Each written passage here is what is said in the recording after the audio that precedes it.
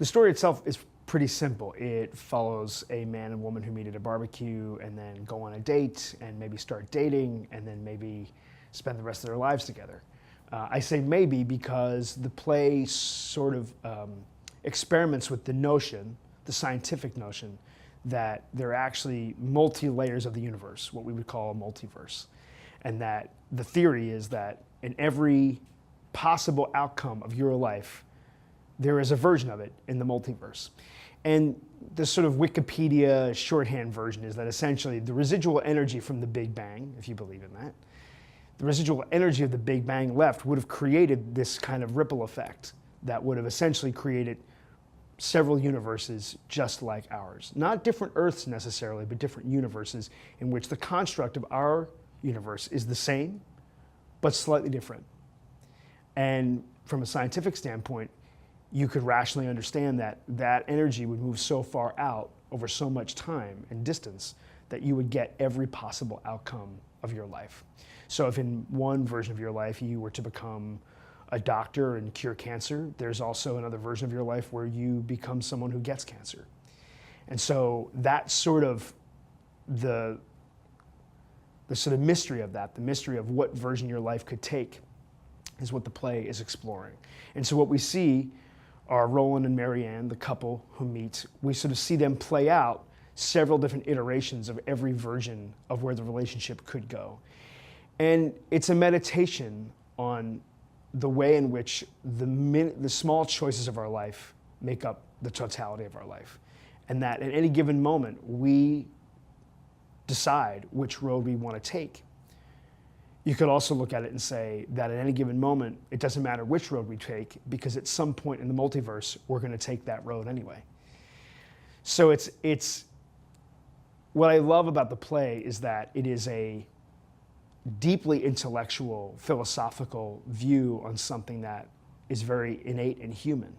So a familiar story of a man and woman meeting and falling in love is explored through a lens, I think, that is unique, that we've never seen on stage before. And so I think it's not, I don't want to, I should be clear that I think the play is very moving and funny and touching. It's not a total intellectual head trip. But the intellectual head tripness of it is what makes it so fun theatrically.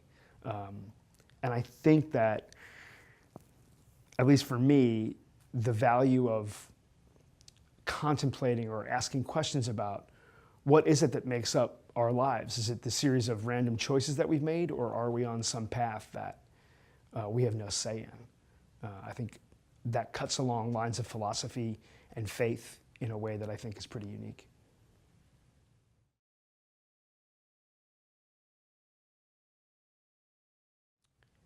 I think you get to see a form of performance in this production that you'll never see anywhere else. When you get to watch two incredibly talented actors play out multiple versions of the same scene in quick succession, there is a fun, dynamic, exciting performance energy that I just think you'll see nowhere. In today's day and age, where you can get pretty much any kind of story you want on demand anytime you want, with all the effects and all of the 100-foot snow monsters in Game of Thrones that you want, there's something about a live theatrical event in which two dynamic actors are able to inhabit such different personalities and such different experiences right in front of your eyes. I think that is a pretty exciting night at the theater. And it's all done in 75 minutes. So it is not, it's a pretty, it kind of runs like a train. Once it gets going, it propels forward. And you'll be amazed at the range of emotional dynamics that the play covers, from very, very funny to very, very sad. And I think that if you can get a play that allows you a chance to kind of go run the full gamut of what it means to be a human being in 75 minutes, I think that's a pretty exciting evening at the theater.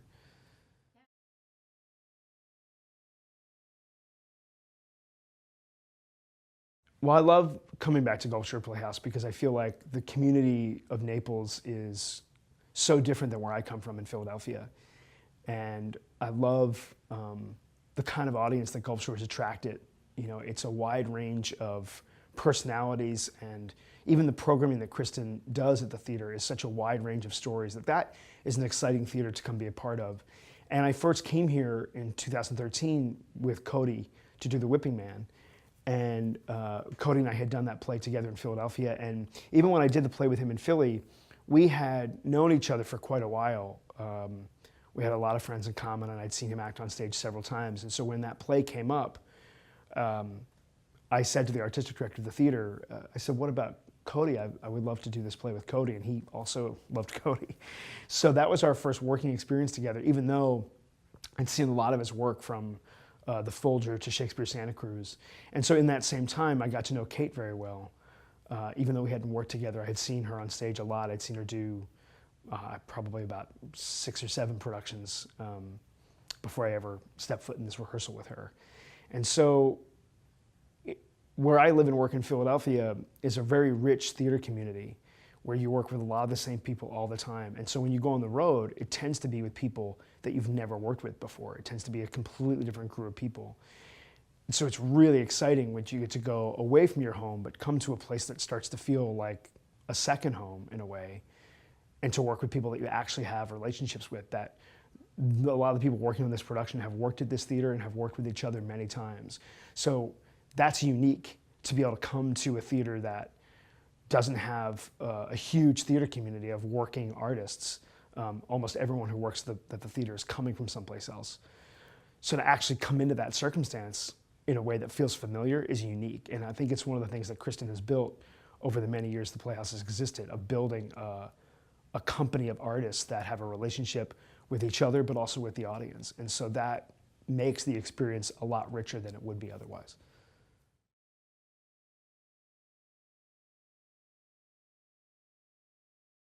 You know, as I said, because the play takes place essentially in a very different environment almost every page, you know, you blink and we're in a different version of the same scene. So the play doesn't call for there to be any set. The play doesn't call for anything specific with the scenery. And there's a reason for that, because you sort of have to be everywhere and nowhere all at once. And so what's exciting about it is we've sort of brought the stage at Gulf Shore further out into the house. So the audience will be much closer to the actors than they normally are. And one of the reasons for that is because we want the focus to be on the text and the actors, and we want you, the audience, to be supplying what you imagine the apartment looks like, or what the barbecue looks like, or what Marianne's classroom looks like.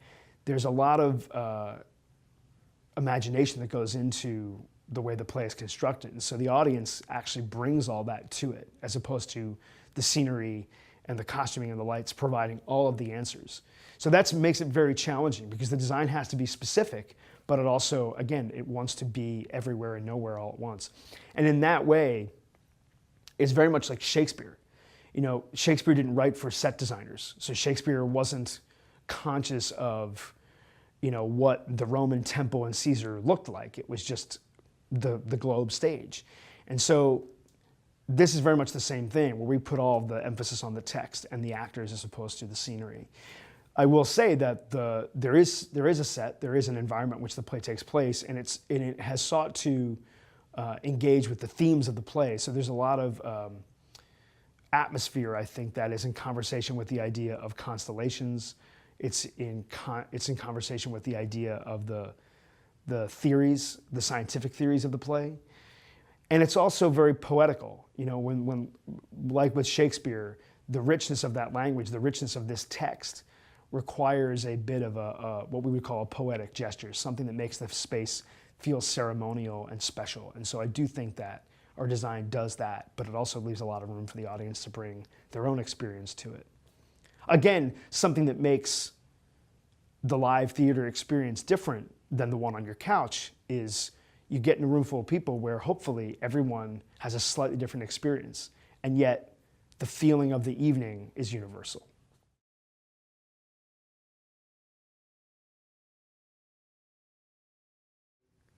It's hard to say whether or not there is a moment that, if I hadn't taken that left turn at Albuquerque, you know, where I would have gone.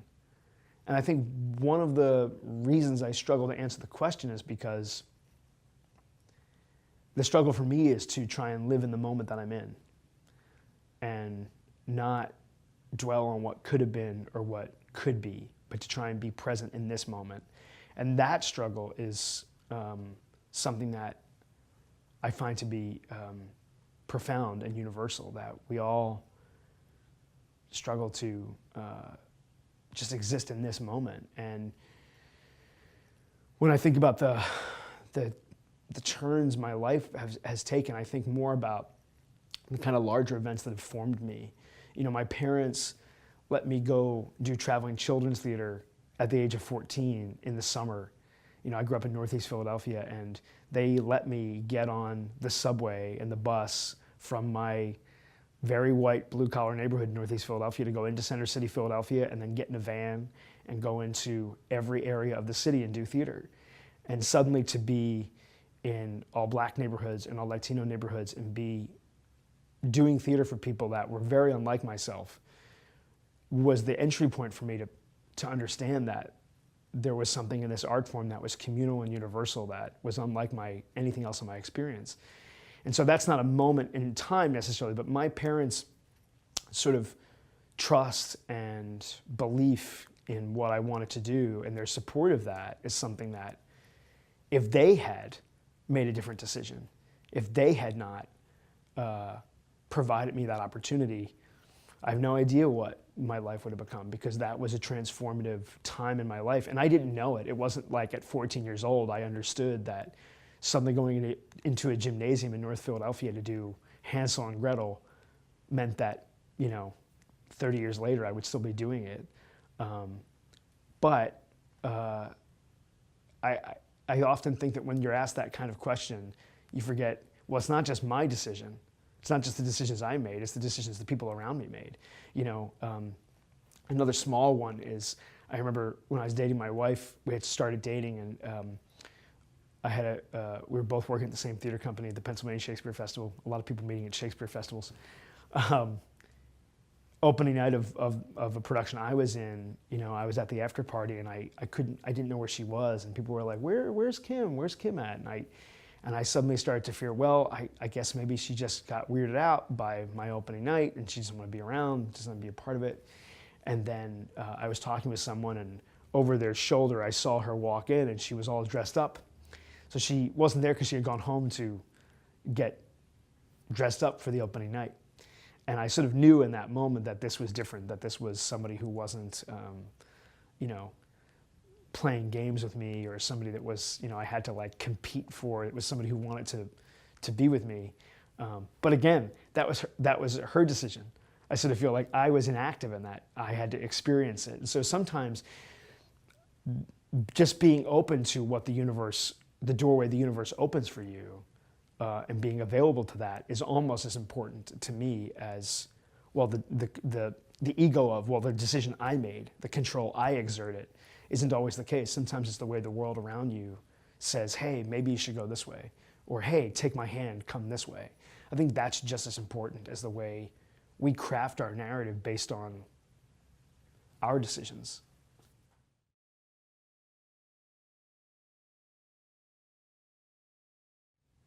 I would want audiences to know that the universe is filled with limitless possibilities, and that in art, we have the opportunity to explore those possibilities. And Nick Payne's play does that more concisely than just about anything I've seen recently.